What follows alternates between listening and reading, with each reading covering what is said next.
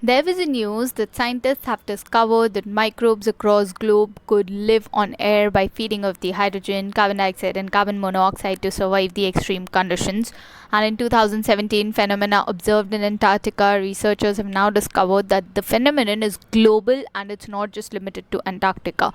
The findings mean that microbes use trace gases as energy and carbon source to grow, and this is possible by the process called chemosynthesis, which helps microbes grow in area of low photosynthetic capacity. So this video would be about what is chemosynthesis and what are the features and everything that could be probably asked in the prelims questions, and thus what is the difference between the photosynthesis that we already know and chemosynthesis. So let's begin.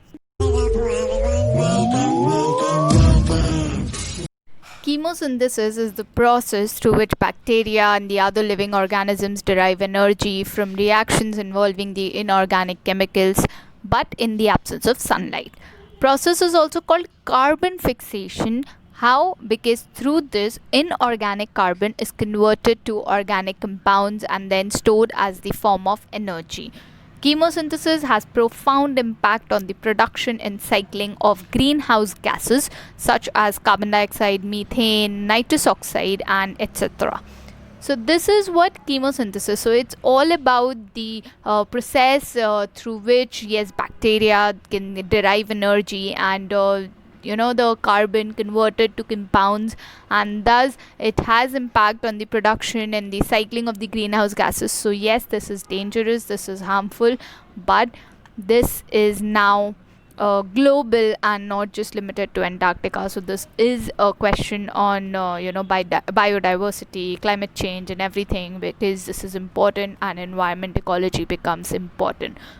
Now, if we look at the difference between photosynthesis and chemosynthesis, photosynthesis definitely in plants and some bacteria, chemosynthesis only in bacteria and microorganisms.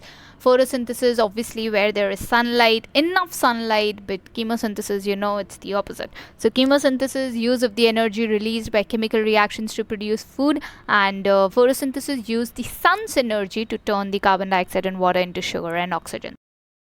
Alright guys, this was it with Monday's video. I saw this topic and this was so awkward for me because science and tech is the least that I know about, and I'm sure this is going to be interesting to people who actually look forward towards the new and the strange things that come up. So this was it with Monday's video. Something good, something unique to talk about, know about, learn about, and I think science and tech is now a major emphasis on your PSC paper.